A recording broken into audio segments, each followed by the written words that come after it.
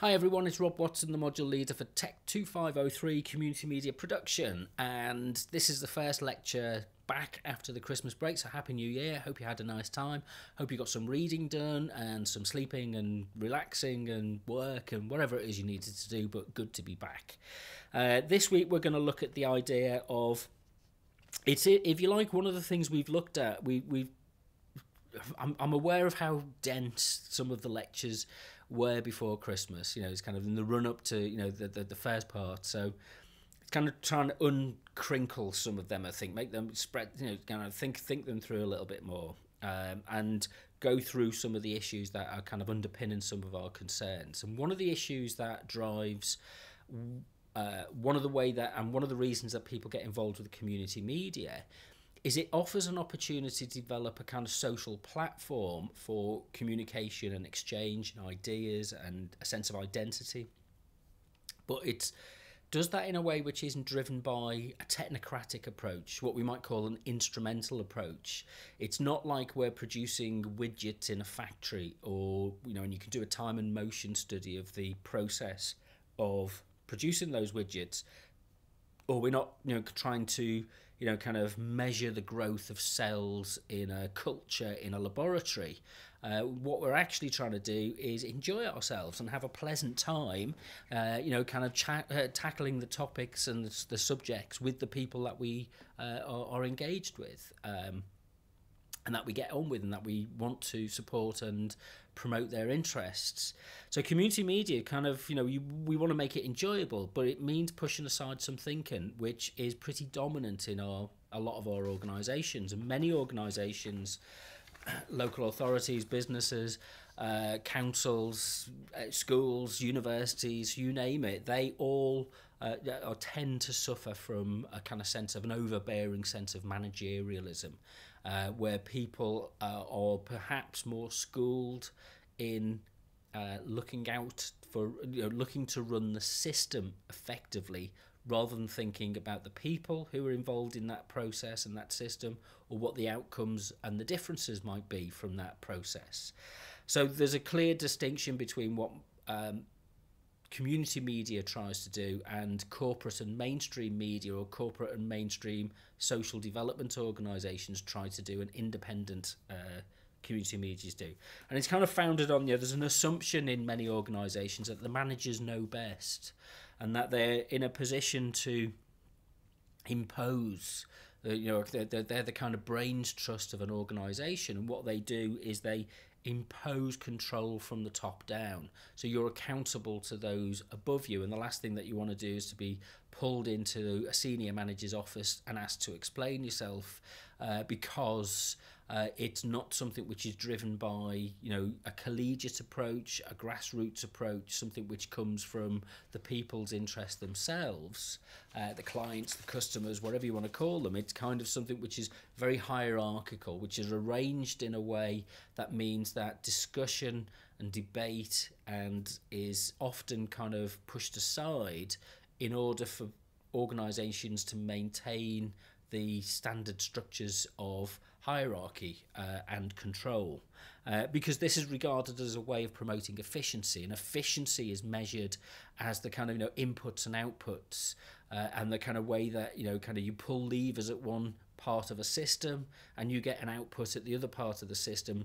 If you don't get the outcome that you're desiring, the systems approach suggests that you need to tinker with the inputs into the system, and you can change various things, the bandwidth, the kind of encoding that goes into the system, you know, the kind of side chain issues that go into the system.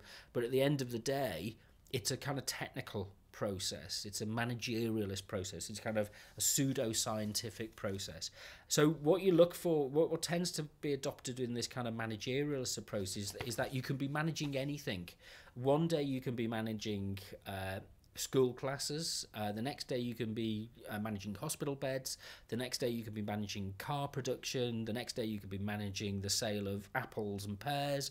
It doesn't matter what it is, they're just units to be managed in a process.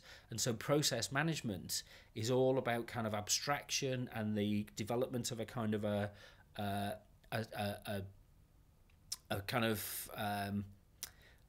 very kind of, what's the word I'm looking for? Sorry, it's just gone off the top of my head. A very kind of abstract form of, without any social or cultural involvement in there. It's just kind of, it's just the equations, an algorithm, if you like, management decisions produced by a spreadsheet or an algorithm. So it's kind of, what we look for in these processes is really then a question of how do we evaluate and monitor. And one of the things that's very difficult with community media, this is one of the things we'll be looking at in as you do your community media cafes and in the final year module, is to really think about the evaluation process, because how do we evaluate something that can't be reduced to a tick in a spreadsheet, a number in a spreadsheet, something that's weighted through surveys or through time and motion studies or through the measurement of how many people get. How do you measure a smile or a change in somebody's self-esteem or the change in somebody's sense of confidence or a widening network of friends? All of these things which are social objectives but are very difficult to measure and don't fit in with some of the, if you like, technocratic forms of measurement that organisations are bound into. Because what happens with a standard kind of organisation that relies on a systems approach is that it looks for standardisation of the process. And you might have heard this in terms of what's called the student experience, and how the expectation is that all students across all universities, the government's promoting this idea, should have a standard experience.